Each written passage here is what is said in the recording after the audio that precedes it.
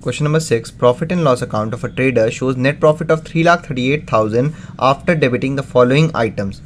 Compute income from business for the assessment year 2022-23. Net profit दे रखा है 3,38,000 rupees और बोला है कि ये जो सारे ये जितने भी पॉइंट्स हैं ये पीएल अकाउंट में डेबिट किए गए हैं। तो मतलब कि ये जो पीएल अकाउंट होता है हमारा पर्टिकुलर अमाउंट ये डेबिट साइड और ये क्रेडिट साइड होता है।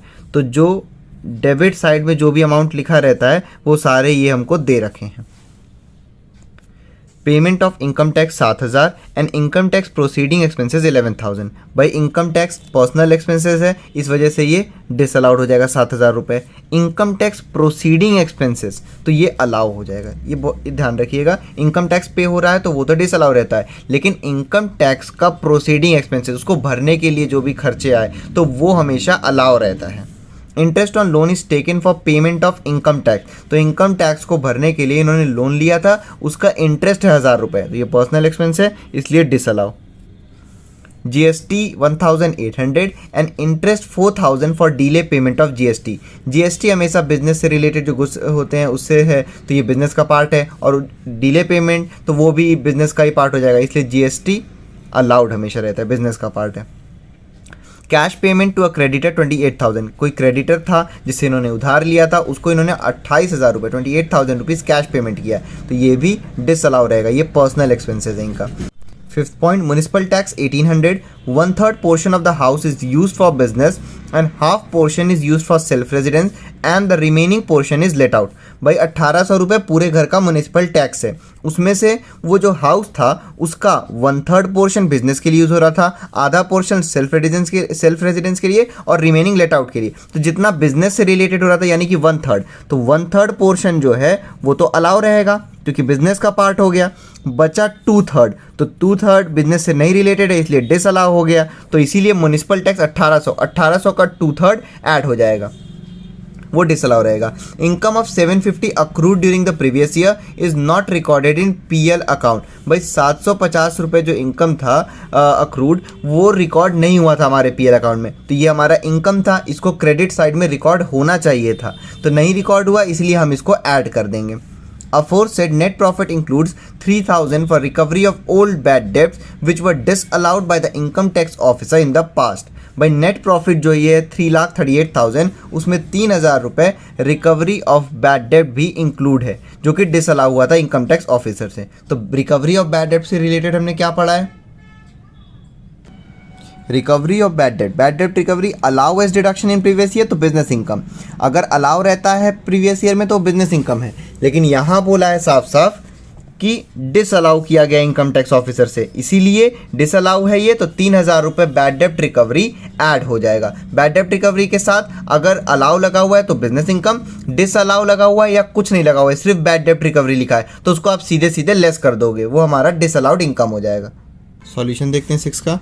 सबसे पहले हम फॉर्मेट बनाएंगे computation of income from business,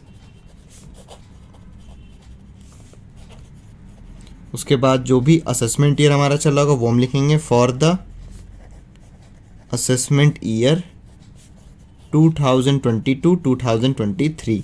सबसे पहले हम लिखेंगे नेट प्रॉफिट। नेट प्रॉफिट दे रखा है क्वेश्चन में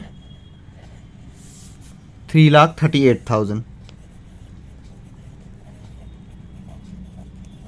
उसमें ऐड करेंगे हम disallowed expenses, those expenses which are not related with business but debited in PL account. वो एक्सपेंस जो कि बिजनेस से रिलेटेड नहीं है मगर हमारे पीएल अकाउंट में डेबिट किए गए। तो पहले पॉइंट में था पेमेंट ऑफ इनकम टैक्स, तो इनकम टैक्स का पेमेंट डिसअलाउड पर्सनल एक्सपेंस है, income tax that is 7,000 rupees. उसके बाद दे रखा इनकम टैक्स प्रोसीडिंग एक्सपेंस, तो इनकम टैक्स को भरने का कोई भी खर्चा होता है तो ये प्रोफेशनल एक तरह से खर्चा हो जाता है, इस वजह से अलाउ रहता है ये।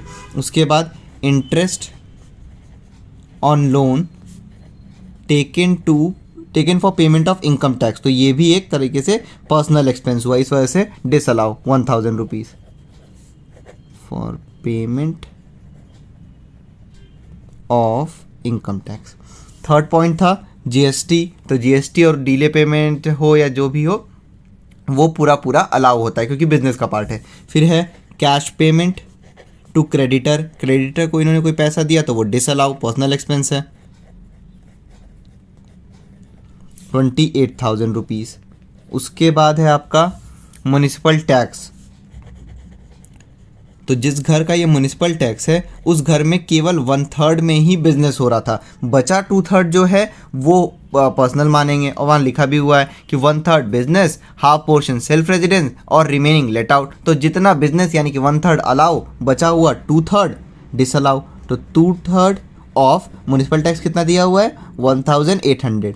तो 1800 का 2/3 आप जब निकालोगे तो हो जाएगा 3618, ये हो जाएगा आपका 1200 म्युनिसिपल टैक्स के बाद दे रखा था income of 750 accrued during the previous year not recorded in PL account. ये जो इनकम था 750 रुपये का अक्रूड पिछले साल, उसको इन्हें क्रेडिट करना चाहिए था, लेकिन ये नहीं क्रेडिट किए हैं, नहीं ऐड किए। तो हम ऐड कर लेते हैं यहाँ पे इनकम नॉट रिकॉर्डेड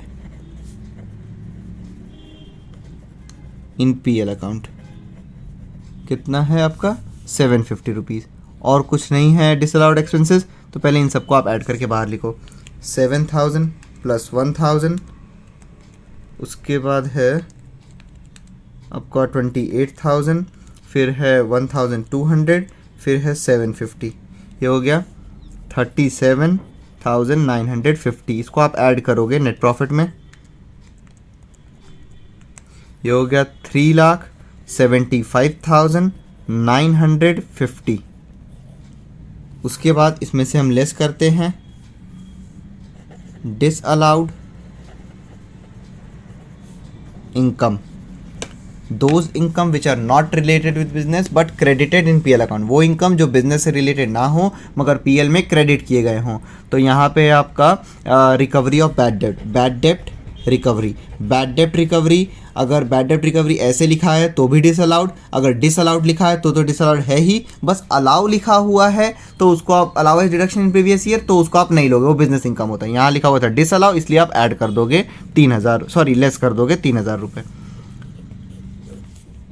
3,000 रुपये यहाँ पे लेस हो जाएगा, और कुछ था नहीं डिसअलाउड इनकम। तो 3,75,950 माइनस 3,000, ये हो गया आपका 3,72,950 इनकम फ्रॉम बिजनेस।